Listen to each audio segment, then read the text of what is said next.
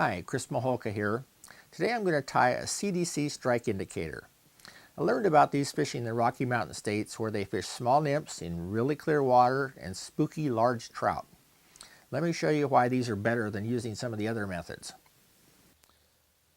Older fly fishers a lot of times will just watch the end of their line when they're fishing. Then it became popular to use other things like corkies. I hate being out on a river and seeing these corkies floating by me, knowing that somebody either lost them, broke them off, or they're torn or something. They don't want to use them anymore, so they end up just in the water. A CDC fly indicator, like I'm going to show you, or a CDC feather indicator, made with the CDC feathers, floats a lot more naturally. It's a lot easier to see because it has a lot higher profile than things like corkies do. Plus, it's a natural fiber. If it breaks away and gets on down the river, it's going to disintegrate over the course of time, and it's not going to harm anything. So this will float for multiple casts. Then you just dry it out. Either wick it if you wear a flannel shirt, works great to wick the water out of it and get it floating again. Blow on it, just squeeze the water out. If it gets really sinking bad, you can just squeeze the water out of it with your fingertip, fluff it a little bit, goes back in, floats again. When you open a package of CDC feathers, you're going to see a full range of feather sizes. That's just the kind of mix you get with any product. The small ones work well for underwings and nymphs and things, even in orange and chartreuse and colors like that, and white as well. When you get really large feathers, these work extremely well for strike indicators. And you can also tie your strike indicators in different sizes. These three large feathers, I'm going to show you how to tie a large strike indicator. So the first thing we do is we select a hook we're going to tie the strike indicator on.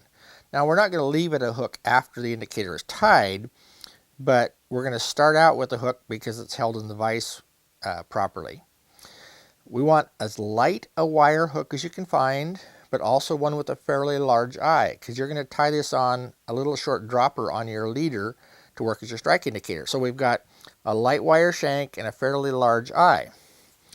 Now we're going to start the thread just like we would any other fly at the front. But the idea here is to keep the weight as light as possible. So we don't want to tie all the way back on the hook. We want just at the front where we're going to attach our CDC feathers. So now we gather our three CDC feathers together and we get really close down to the butts where there is still some material, and we're just going to clip those off. Keep them all together and tie them right in on the shank of the hook. Now there's three of them here, we want to wrap those around the shank a little bit so we get them completely around and tie the butt sections down. Now the secret to these is you've got all this feather sticking out here. You don't want to waste it. You don't want to just cut this off. You want as much bulk and CDC feathers built up in this as you can get, because that helps float the CDC indicator. So what we're going to do is we're going to take our bodkin and we're just going to go out just past where the shank of the hook is, grab our feathers and bend it back over. So we've formed a loop. Now ideally you want to make this about thirds.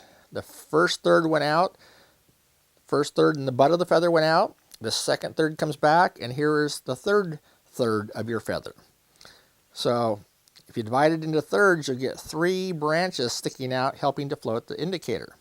So now all we have to do is take this and fold it back one more time. Just kind of hold it down, wrap over it. And I'm going to put a couple half hitches in this. And you don't need a lot of thread. This is not going to get chewed on by the fish.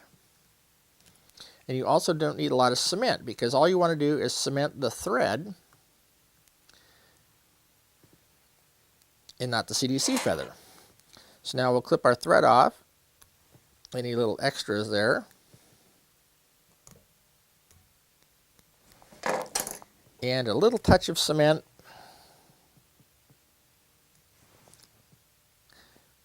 on the thread, and that will hold it all together. So now the tying portion of your indicator is finished. The only thing you have left to do is, since we don't want that extra weight and we don't need a hook in there, we pull the indicator feathers up, the CDC feathers up, and come in with a little pair of snips and cut that hook shank off. So, that's your finished strike indicator.